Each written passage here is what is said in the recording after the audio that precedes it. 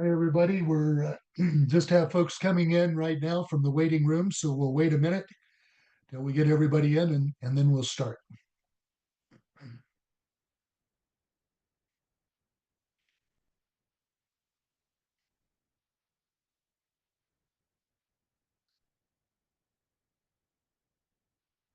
I see one of our presenters has got her guest presenter on her lap there. So, Yeah, my apologies if she tries to get up. hey, She's very it's persistent. that's the topic of the day. They're welcome to be here. So, all right, folks. So I think we'll go ahead and get started. First of all, thank you everybody for joining us today. For this will be the first of two roundtables that we'll be doing on pet products this month. And we're really pleased today to have some really solid subject experts to help us give an overview of the overall market trends and the opportunities out there to work with pet product companies and also the regulatory environment. So let me just cover a couple of things here real quick. This is being recorded. It will be on the Flowery Hill website, and people can download it as they at their leisure afterwards. Secondly, we will be sending out a two-question survey after this roundtable, and it's simply, what did you think of the roundtable? And second, what would you like to see us cover in the future? I guess I should have introduced myself. I'm Dave Carter with the Flowery Hill Institute, and along with Chris Roper, my fellow regional director, we're the guys in blue here. So we've been doing a series of these roundtables over the last several months, and looking forward to the subject matter that we're going to have today. So I'm really pleased that we've got Liz Beckman with the Washington Department of Agriculture and chair of the AFCO Pet Food Committee, Scott Shebrooks and Stephanie Volo from Earth Animal Pet Food Company. So first of all, Liz, just introduce yourself real briefly. Liz Beckman, Washington State Department of Agriculture, and yes, I co-chair with the Pet Food Committee within AFCO. And Stephanie and Scott. Sure. Thanks so much, Dave. Really happy to be here. My name is Stephanie Volo. I'm the Chief Impact Officer of a company called Earth Animal. We innovate health and wellness products for dogs and cats. As Dave said, we do dog food and treats, chews, herbal remedies, and supplements. Hi guys, my name is Scott Shoebrooks. I'm the plant manager at Earth Animal Riverstone in Maryland. I have a long background between both food processing for humans and now for pets through Earth Animal. And so I have a decent amount of knowledge on the supply chain flow for meat processing throughout both versions, like I said, for both human and pets. And one thing Stephanie didn't mention is she's also the chair of the board for the Pet Sustainability Coalition, and we'll talk about that as we go forward. So, Chris, anything housekeeping wise before we jump in?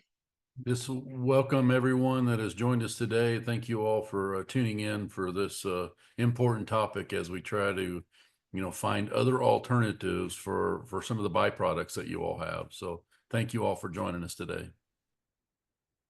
So, I always say we avoid PowerPoints in these roundtables, but I'm going to break the rules here because there's just a couple of slides I have here that I want to help us illustrate the issue that we have. So USDA's Agricultural Marketing Service issues every day what they call their drop report or their byproducts report. And I just pulled one from last week. And if you take a look, the value of the hides, bones, the lungs, the hearts, kidneys, the tongue, everything that comes off of a finished steer, it's about $165 per carcass. Well, that's great. That's the value that you get if you're a large processor, if you're the JBS or the XLs of the world. If you're a smaller processor, it's a little bit of a different story here.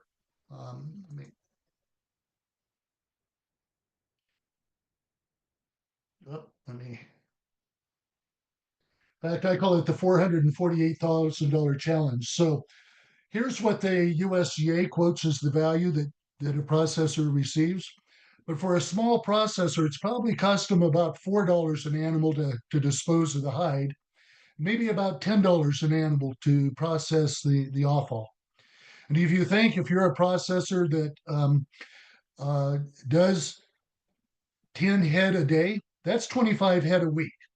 And that difference of $180 per animal, well, that comes out to about $448,000 a year in the difference between what they're receiving and what a small processor might be paying. Now, we're not going to erase that. Let me stop this. We're not going to erase that difference, but we can certainly narrow the gap by working with some of the folks that we have here today. So that's why this is so important, and why we want to start off and cover the big picture here. So as we start off, Stephanie, I'm going to just throw it to you. So, fill us in a little bit on how the pet product category has evolved over the last 20 years.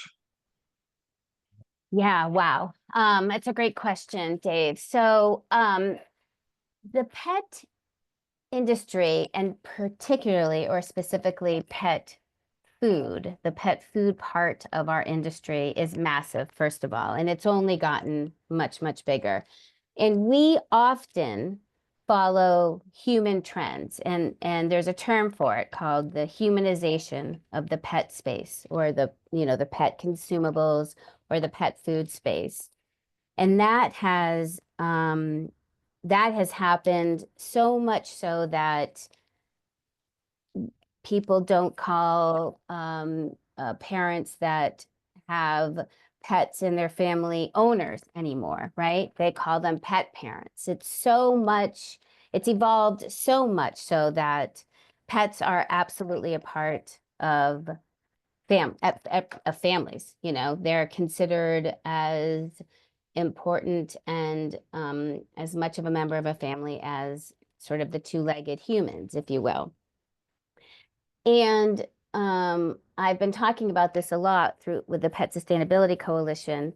It's complex because I think several years ago, maybe even, more than 20, but certainly since my time in the industry, we as an industry didn't do ourselves any favors 20 plus years ago when we made the term byproduct or co-product or whatever you want to call it a bad thing rather than a really good thing, because it's not only a great thing for processors, small processors, to have the ability to use these products as an additional profit place for their business.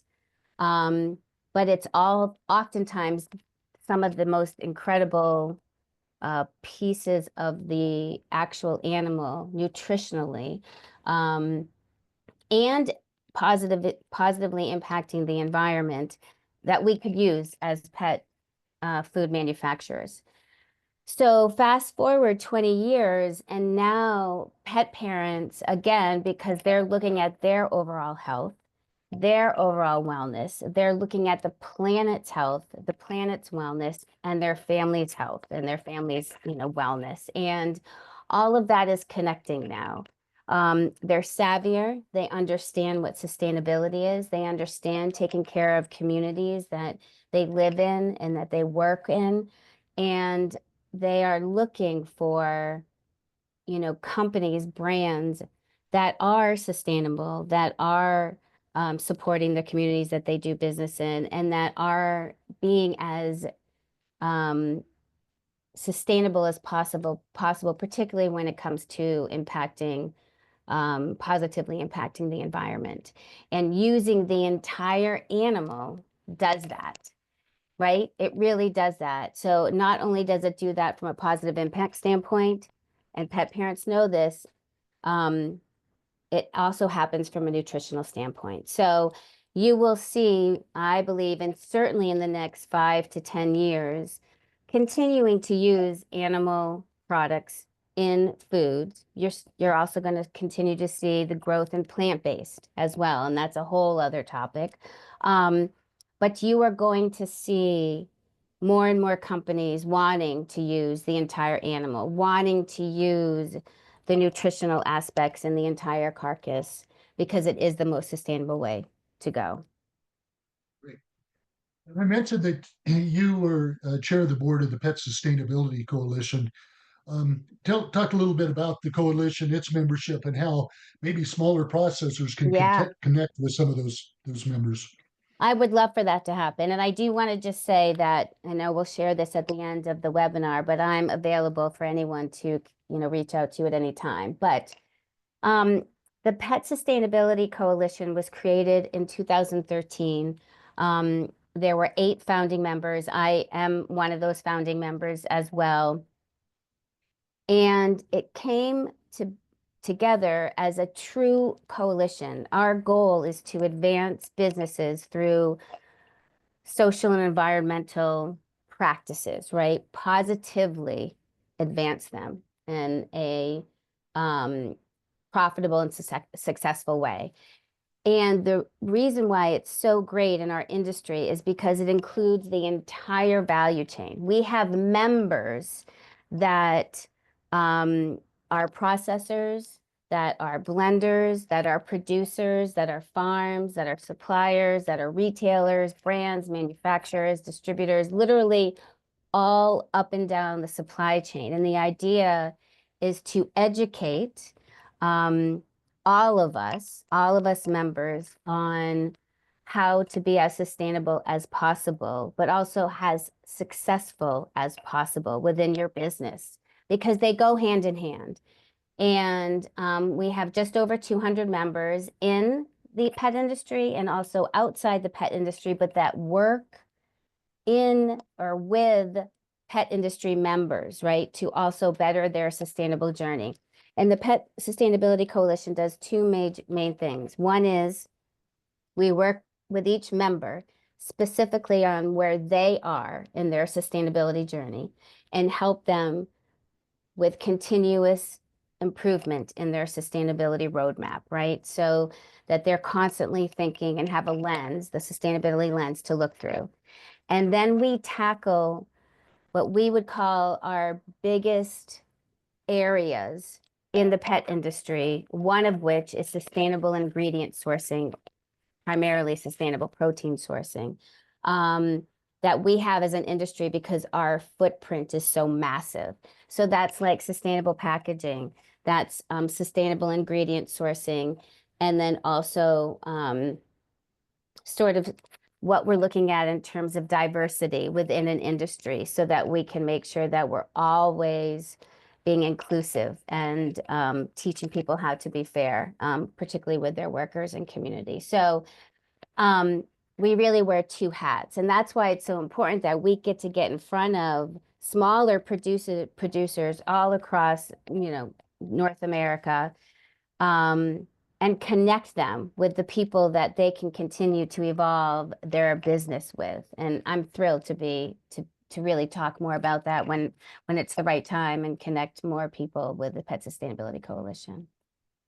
And just as an aside, we've been working with the Pet Sustainability Coalition, and for the folks that are on today, we really want to help connect you with some of those members of the coalition. So, and before I throw it over to Kim, let me also remind folks that if you have questions as we go along, please just type them into the Q&A. Chris and I will field those as they come in and feed them to the folks. So, Kim, one of the things is, when people get started, they always want to know what's the regulatory requirements for making pet treats and pet food. And I always say, well, the first thing you need to do is you need to get a hold of the AFCO book. And they say, what's AFCO? So fill us in. You're the chair of the AFCO Pet Food Committee. Explain sort of the regulatory landscape that people have to look at when they're starting to look at pet products. Well, that's a kind of an interesting question at this point in time since we've done an overhaul. But yes, the best thing to do is to get the Pet Food Labeling Guide and the AFCO official publication.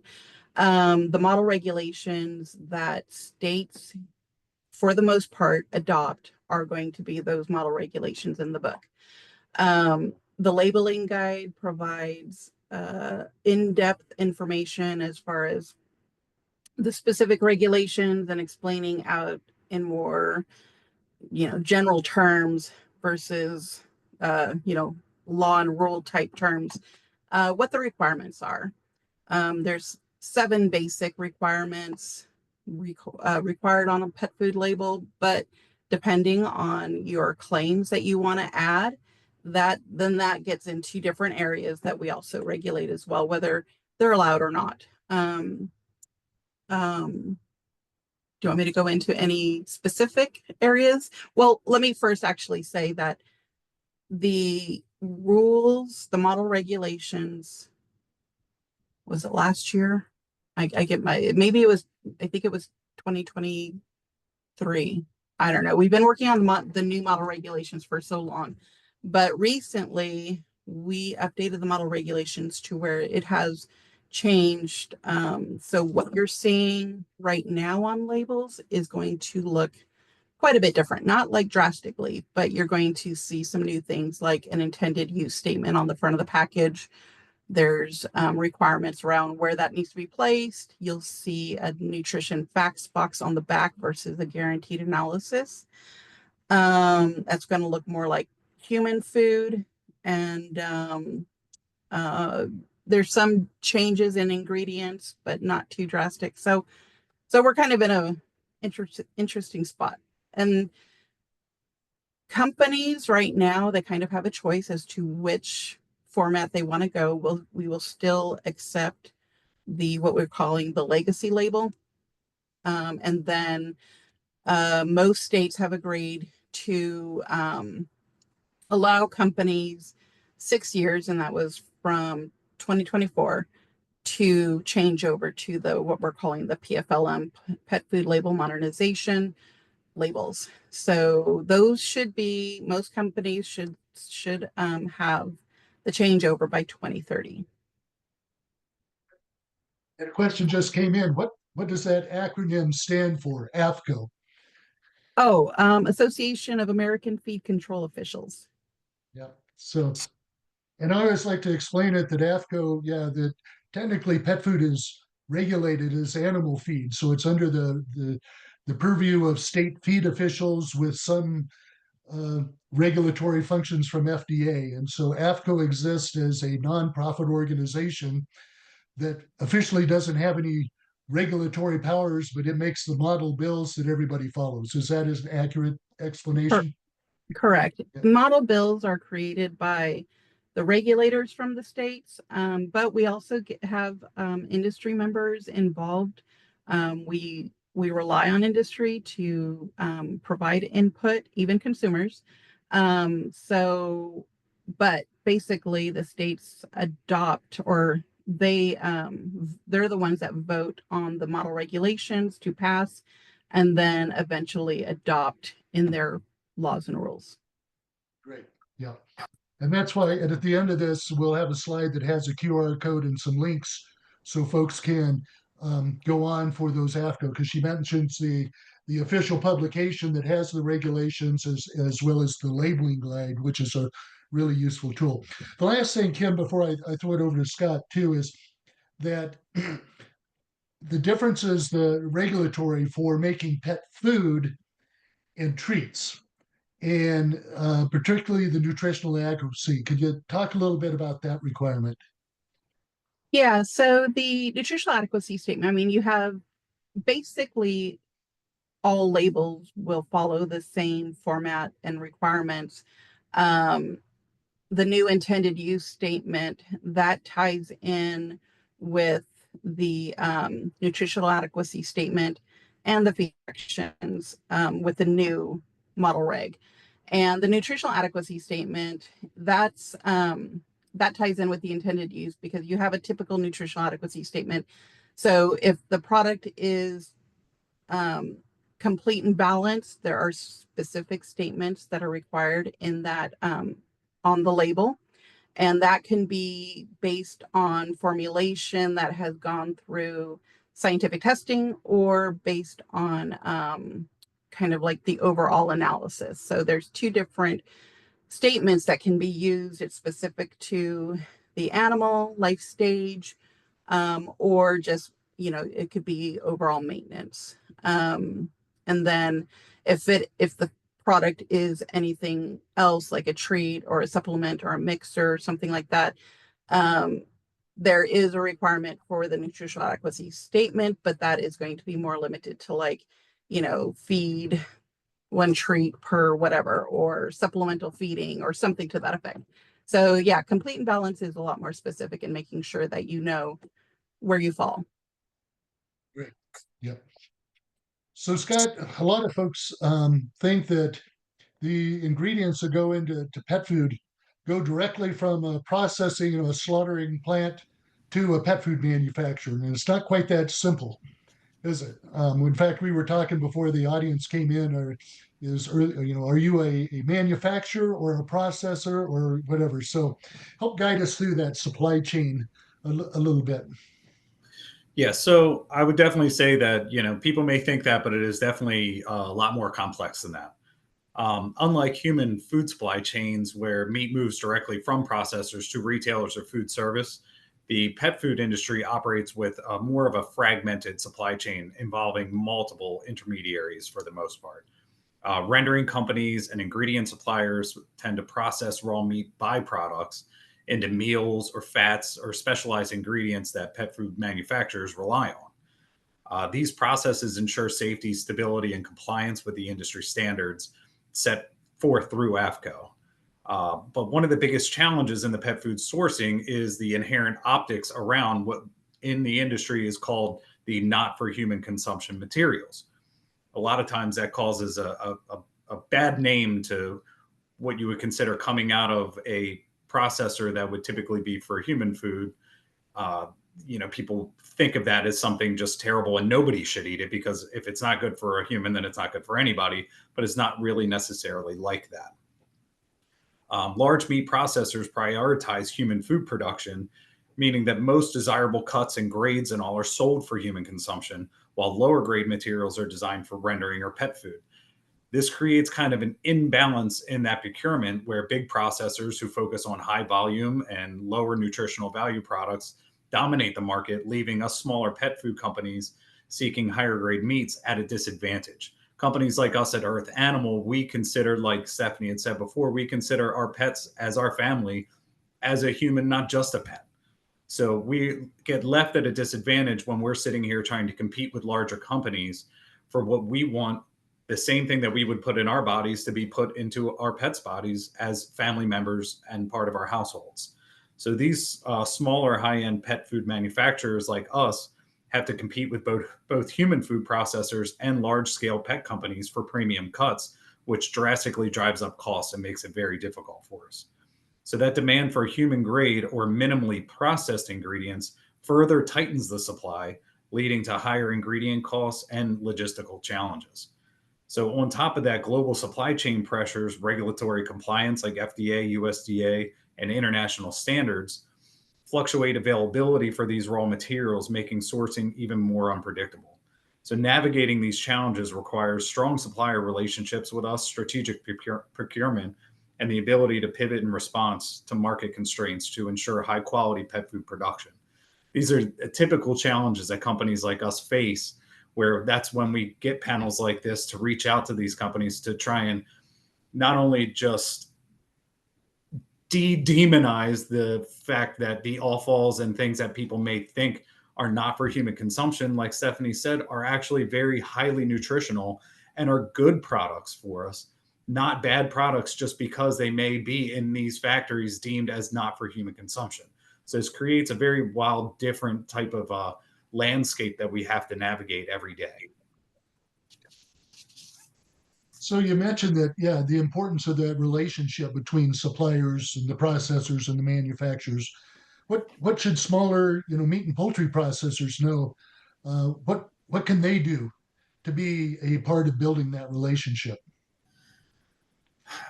A lot of it comes from us trying to do the best we can with sourcing this out and getting the cuts that we can get at a best price possible, but working with other smaller processors, other smaller manufacturers and slaughter plants that may be able to help us reach out with what would be considered still human consumption, but lower on a grading scale that still is very nutritious, but maybe not as attractive. What I would like to see more is the straying away from the telltale not for human consumption, but more or less what people want to look into, high marbling steaks and things like that, where that's fine. People can consume things like that where it's a higher end meat product, but us, we're not necessarily looking for things like that. In all honesty, we're looking for things that are a lower fat content, higher protein content. So those types of markets are things that we should be reaching out to and people we could look into. Select meats or non-graded meat is still very good, very nutritional, but maybe not as flashy as the human consumption would want, but is perfect for our type of landscape. Chris, you're nodding your head. You got a thought here? Yeah, no, it's great. And we did have a few questions come in, Dave, and maybe if we hit a couple of those real quick. And I know along the lines of what Liz was talking about, there's a question about are these regulations for the state of Washington or for all states? They are for this. Well, we adopted the model regulations, so we apply them. But it depends on the state. I would say most states have adopted the model regulations. There are some states that don't regulate pet food at all. Oregon being like one of them. They do specialty pet, which I don't know if any of your people do specialty pets, but yeah, most states do. Define specialty pet real quick. Any animal other than dog and cat that is going to be like housed in the house or maintained in the house.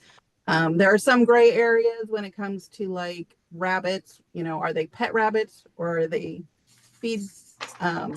But mainly that's the line. But yeah, most states do adopt the regulation, but I would check with the state that you intend to start distributing in to see if there's any outside requirements other than those 7.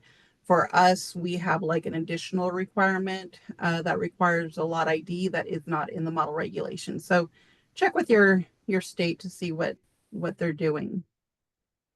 And along that line, Casey Berg asked a question about when you ask regulations in Oregon, what does that mean? Because they are located in Oregon. Is that a different standard in Oregon? Yeah, they don't currently, I don't believe they regulate pet food products as far as labeling requirements. So if you're manufacturing in Oregon, but intend to distribute outside like Washington, then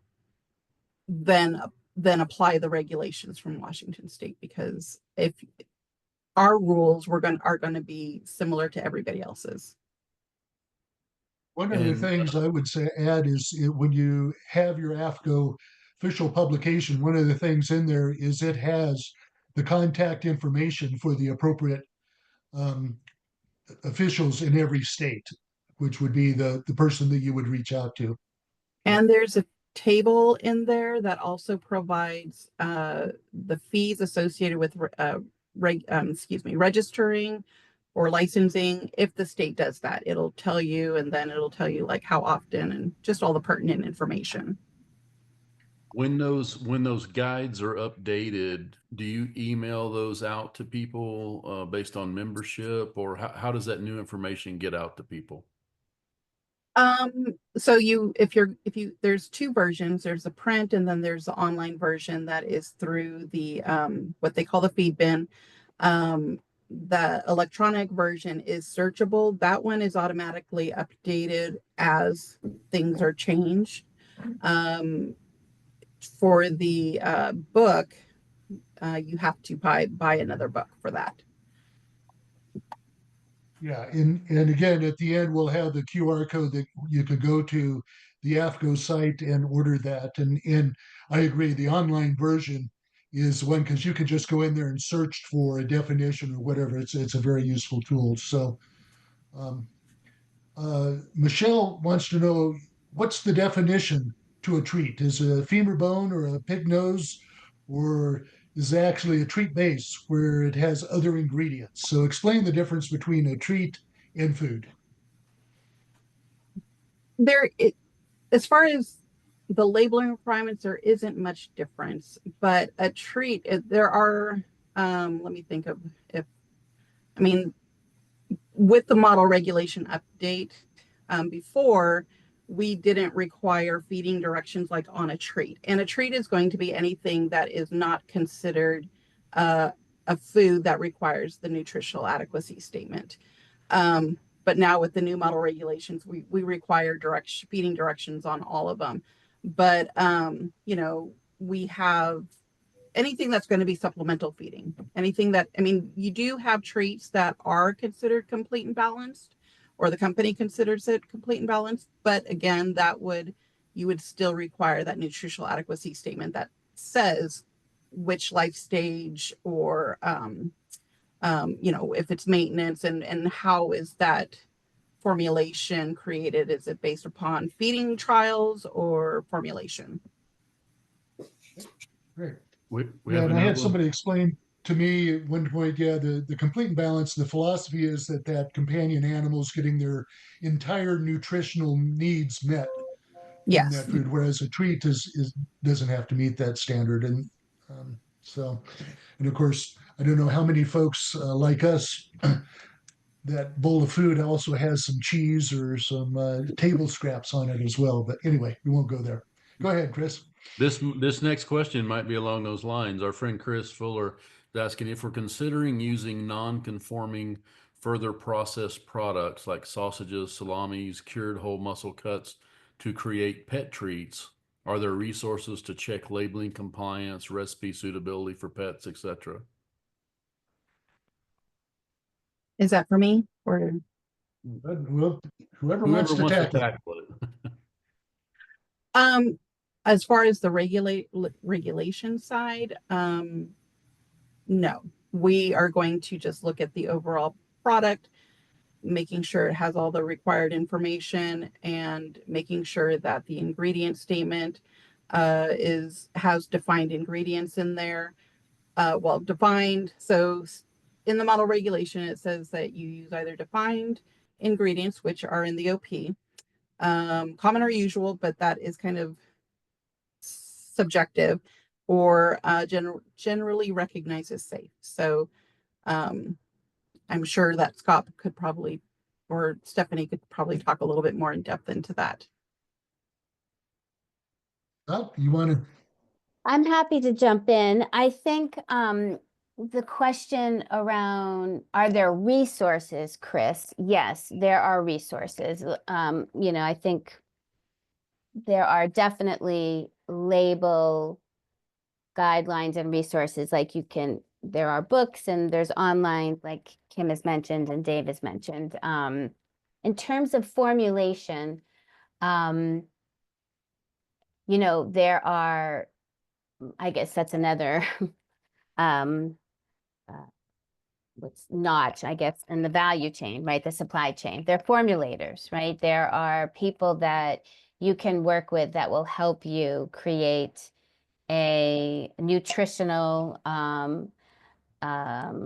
palatable formula. We at Earth Animal, we're lucky in that we are founded by a veterinarian and his wife. And so Dr. Bob actually does formulate everything, but we also work with some, you know, formulators as well to make sure that we're getting all of the appropriate nutrients, the appropriate minerals, vitamins, and so on in our formulations. And then we do a myriad of testing, lots and lots of testing. And that's anything from palatability testing to shelf life testing. Obviously, we have to do that for every batch. We also have to do, and Scott can talk a lot more about the testing that goes on in production, but even before we start production, we do a lot of testing ourselves with all of our formulations. So it's quite a complex process, but there are a lot of resources available to help. And the Pet Sustainability Coalition can help, but there's also trade associations that could help within the pet industry, like the Animal Pet Products Association.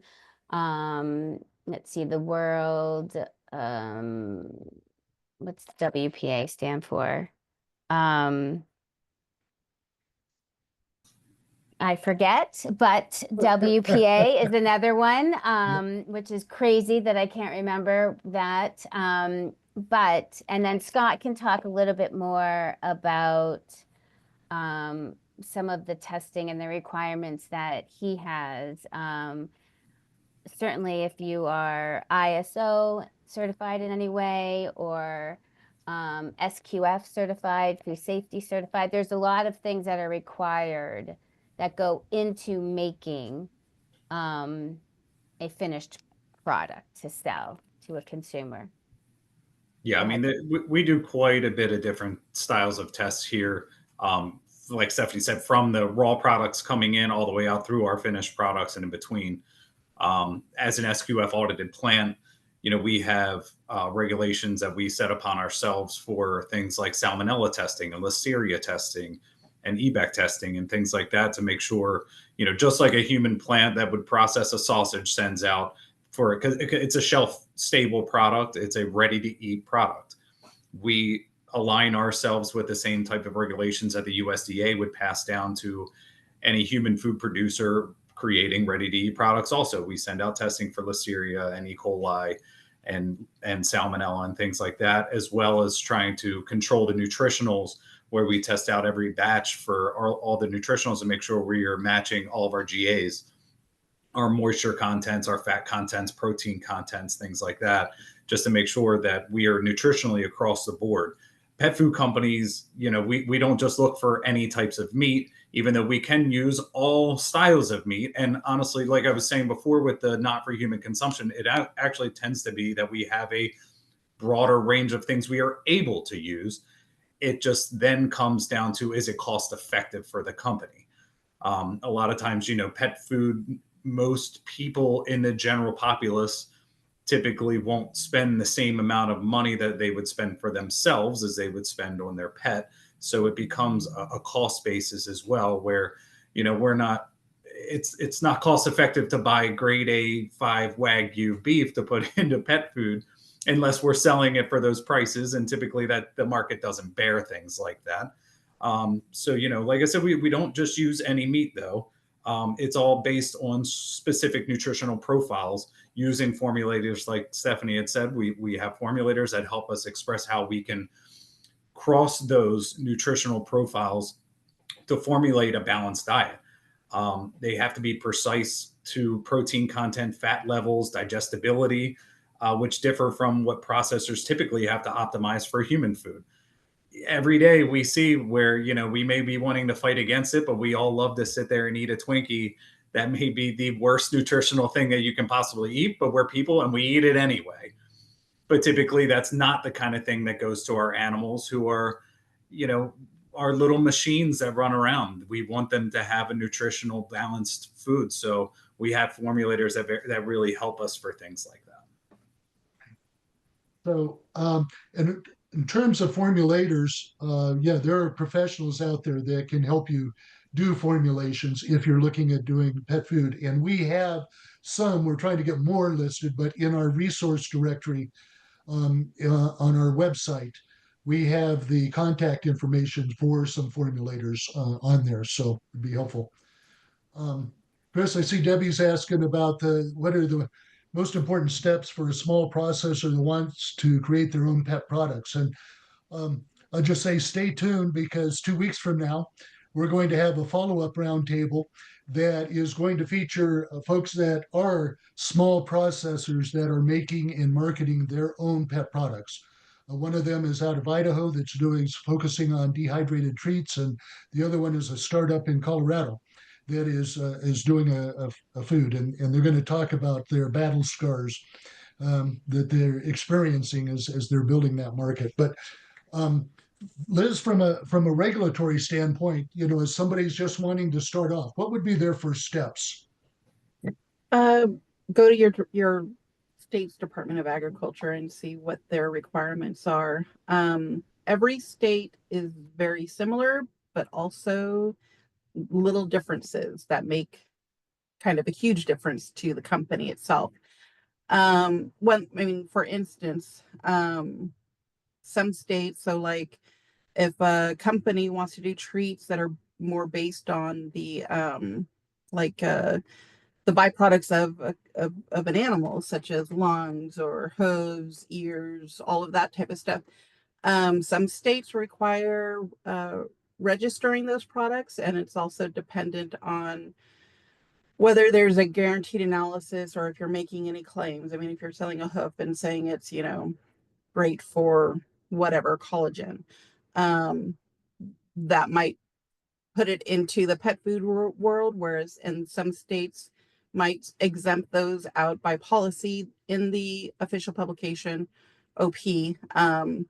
There is a policy in there that states can use to exempt those type of products. So I just start locally with your state, see what they do, and if they don't adopt the regulations, go to a surrounding state. Very good. I can, that I can kind of help opens answer up. that also. I kind of have a Go little ahead. on that one. So in the meat and poultry processor, if you're somebody that typically is making food for humans and you're trying to stab your way into this business, you have to understand that there are a different set of regulations, quality expectations, and especially market dynamics that go into this compared to human processing. Regulatory standards, like Liz said, you don't necessarily fall under USDA human food standards, but you still have to fall under FDA, AFCO, and in other cases, international regulations. So compliance with those standards for the food safety, traceability, and sourcing, especially if you move into things like organic or antibiotic-free claims, is all very critical. At Earth Animal, we try and follow a lot of the different claims, and just like in human consumption, you have to back those claims up. You have to have the proof. From there, you have to go into, like were already discussing, on nutritional considerations. Pet food companies, the nutritional profile is very important. And it also falls under, like Liz said, that there are things that you have to meet to get into this. And then you have to fight against the things like, if you want to bring in those byproducts that are considered not for human consumption, you have to deal with those optics. And with the growing demand for high quality, more human grade ingredients, that means that some brands are seeking, competing against these larger companies, which makes it very difficult to branch into that market, and typically ends up pricing you out when you're dealing with companies like JBS and the bigger companies that get large quantities, as we're a smaller processor and can't quite get large quantities in or produce in large quantities. It makes the price very difficult. And then you get into supply chain and the transparency and traceability with that, where pet owners are becoming more conscious with their ingredient sourcing and demanding that transparency in the food supply. All of these things tack on a cost that make it very difficult for you to even break into the market when you're fighting against the large companies like Pedigree that have high volume that can afford to do more of these things as their own little pet projects. Not to throw that out there as a pet analogy, but the large companies have these huge brands where they sell millions of pounds of product that are very low nutritionally valued, but it's what goes out on the shelf. It's that 60-pound yellow bag that everybody tends to buy, but that affords them their little pet projects of higher nutritional, better food that smaller companies that can't rely on that extra revenue, it makes it harder for us to break into that industry. And then you get into the logistics of it and shelf life management, because the higher quality you go, where you want to have a higher moisture content that locks in the nutritional value better, it tends to have a shorter shelf life than just a fully dried food that's just a chalky mess that can sit there and last on a shelf for 10 years.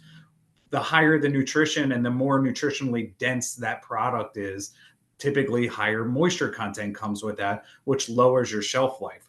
A lot of these things kind of draw into what it takes to break into the market as a small processor on a high value, highly nutritional food that the market is shifting towards, but is definitely still very hard to break into.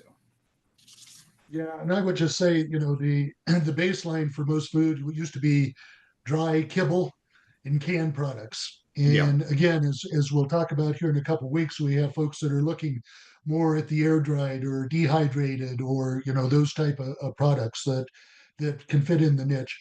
A couple of questions are coming in terms of, well, you talk about the USDA or the oversight of it, but don't all ingredients have to come from a USDA inspected plant? We work with a lot of custom exempt processors, and how does this impact them? So explain where the sourcing of those ingredients have to come from. So I previously ran a slaughterhouse here in Maryland for a good bit of time, and we were a USDA inspected plant. And the funny thing that comes out of it, typically the food that would be considered something that would go into the pet food industry was not inspected by the USDA. They would leave that aside. We would have to, if we had what is, the USDA stamp that goes on our products that will go out for human consumption, we would have to scratch that off the case, the box, or anything. And it wasn't able to be sold under USDA inspection. And those inspectors wouldn't even look at that product. Yeah, I would say historically, yeah, the foundation of a lot of products is what they used to call 4D meat, which came from dead, dying, diseased, and disabled animals. So yeah, Yep. and we've evolved beyond that, yeah, thankfully. We've evolved outside of that, but then instead of them having that, they just stamped a big label on it that said not for human consumption and created a whole new demon that we sit here and fight over, even though it is meat that is perfectly fine. But it makes it hard, and we have to fight against that, even though it is very nutritionally balanced. Yeah. Let's help us now. We got a lot of questions here. Yeah, they're really coming in now. Yeah, we're going to run out of time, I'm afraid. Let me hit a few of them for you. I think one of them, the next one here is probably for Scott, but if a processor wants to use single ingredient products as pet chew toys, for example, rawhide or bones, would there need to be any supplemental inspections to meet any requirements? I think that may be better on Liz's side to see if there's any kind of regulation towards that. Yeah, it's going to depend on the state and whether they register or license those type of products.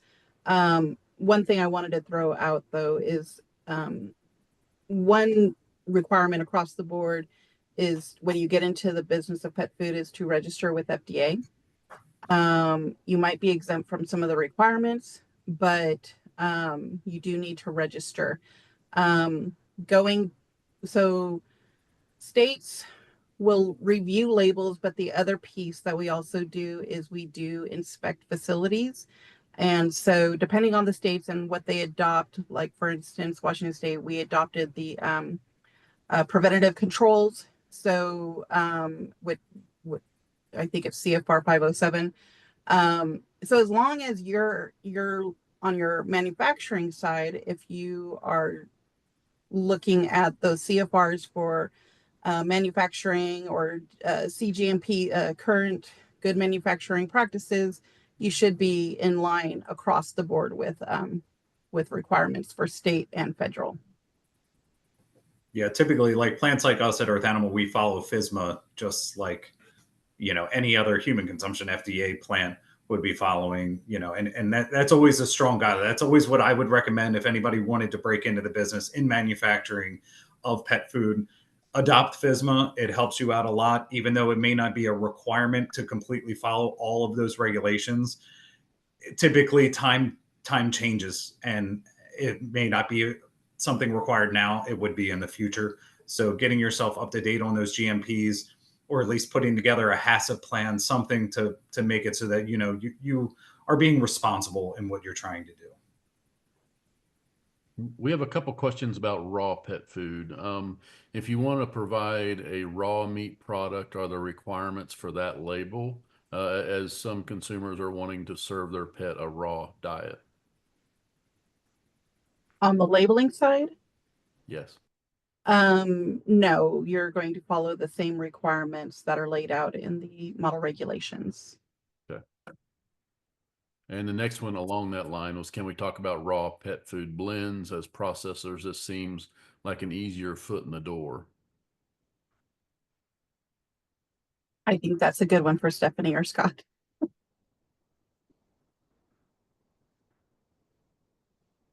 Do you know, Chris, from what standpoint? Is it from a labeling standpoint or a processing standpoint or a production and standpoint? Dave and I actually see this one a lot where a lot of small processors are collecting organs and they Mm-hmm. have individual pet owners that are coming to get these organs or specific parts and actually grinding that and coming up Yeah. with their own products for their own pets.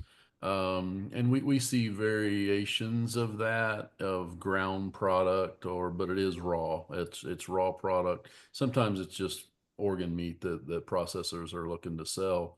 What regulations would they be looking at if they wanted to fully go into that as selling raw pet food? I think it's the same, as Liz said. I could be wrong, but this is probably for Scott and Liz, but I believe it's the same.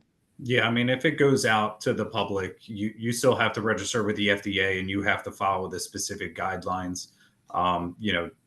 Depending on the type of raw product, you still have to have interventions for bacterias and things like that. So depending on if you have additives that go into that raw product and you're selling it out raw, or if you're cooking it in any way, there are guidelines that need to be followed, and the FDA will outline those guidelines.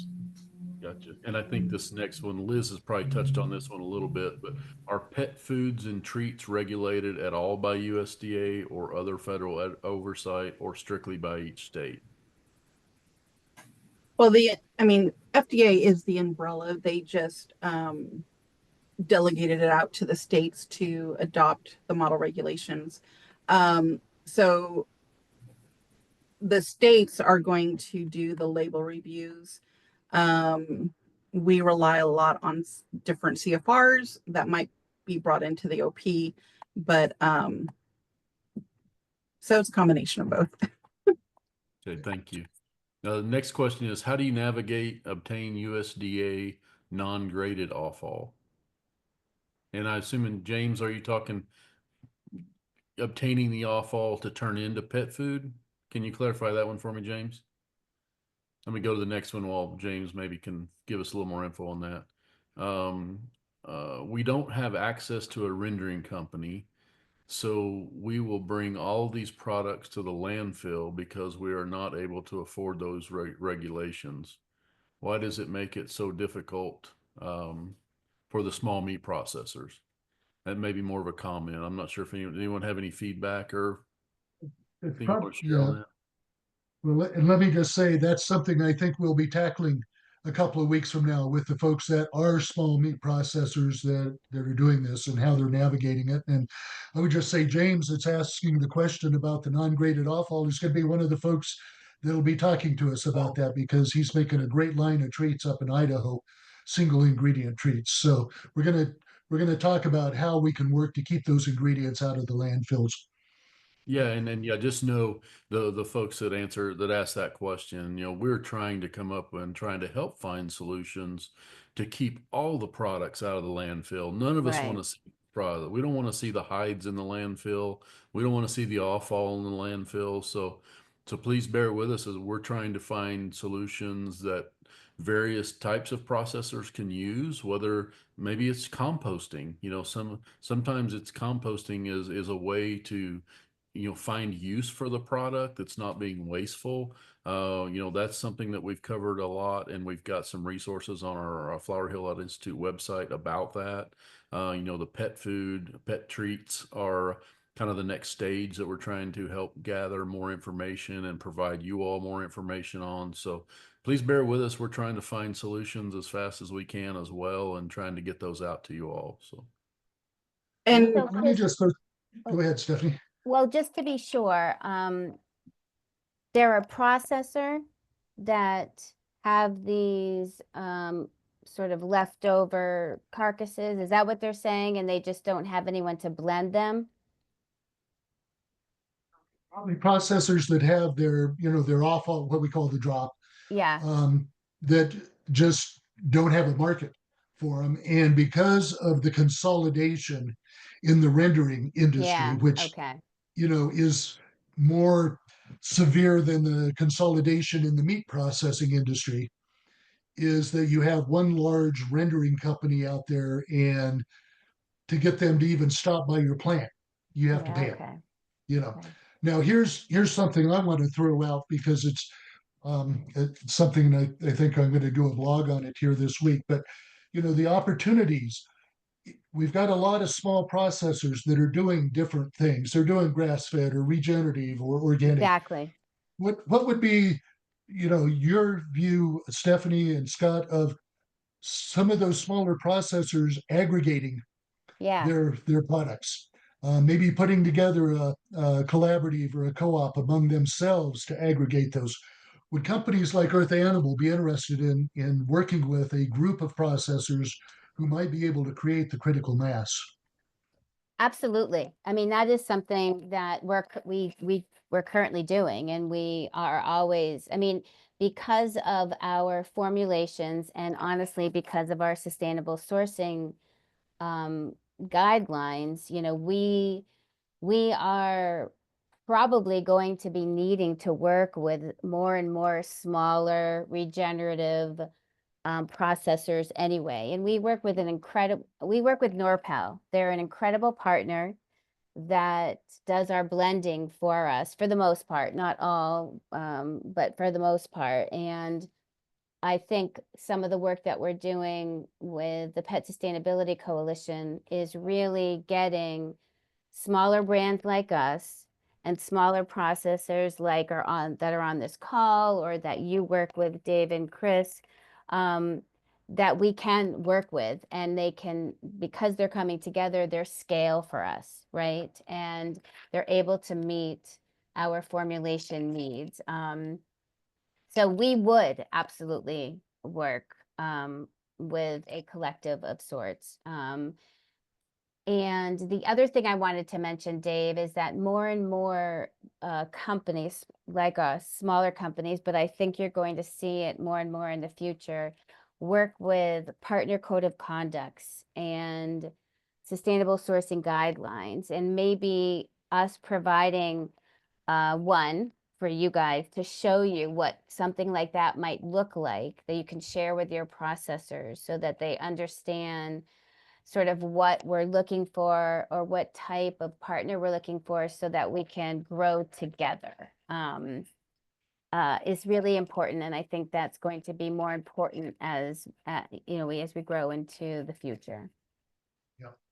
So let me, this last one, because we're up against time and I want to get the contact information up there. But somebody said, inspector said custom exempt products need to go back to the owner or be denatured and disposed of. Well, denatured doesn't mean that those, explain what denaturing is, Scott, and how that still means that those products can be used for pet products. Yes, I mean, denaturing is just marking the product as not for human consumption. It's basically just a colored marking on a meat product. For the majority of the blends that we receive here are what is considered denatured. And it's just a marking on the meat to show at a facility that operates and processes for both human consumption and for pet food, to be able to determine which one is which in an easier manner. That's all. Great. So, Nikki, if you'll put up the contact slide on there for where folks can get more information. And I would just also remind folks that at noon Mountain Time on the 25th of March, we'll be doing a follow-up roundtable. Jim Moreno with Bar 46 Farms in Idaho, along with Catherine and Madeline Bedell, who are founding Momo's Mountain Chow here in Colorado. Will be on there to talk about small processors developing their own products. Here's information on AFCO, on how to source that. Their QR code can get you more information on the Pet Sustainability Coalition. And then we have in our toolkit a lot of resources for pet product opportunities for smaller processors. So be sure to join us. I'll be at the Global Pet Expo and the Pet Sustainability Coalition meeting in Orlando, Florida on the 25th. So we'll be broadcasting from on site or doing it from on site. So hope you can join us on there because there will be a lot more information that you'll find useful. Stephanie, Scott, Liz, any closing comments? Yeah, thank you for having us on here. Yeah. We're happy to share our experiences and what we have and, the problems and the considerations to get into this industry. There's a lot out there for us to seek and there's a lot of opportunity out there. You just have to fight for it. That's all. Yeah, thank thank you you. so much. Oh, go ahead, Liz. No, just thank you for having me. And just a little FYI, here in about a month, hopefully, we are going to have some guidance out there on the AFCO website specifically for small manufacturers, walking you through the steps of labeling requirements. Great. And we'll try and get those so we can share them with our folks as well. Stephanie? Just thank you so much, Dave, for inviting me and Scott and Earth Animal. Again, if we can be of any assistance, certainly let your your people know to reach out to us anytime. Chris, wrap us up here. Yep. No, thank you all very much. We appreciate you all joining us, and another good one coming up in 2 weeks. Great. And again, tell your friends that this one will be on our website. It's been recorded and a lot of good information. So thanks to all of you. Have a great afternoon. Thank You you. too. Thank you so Thank you. much.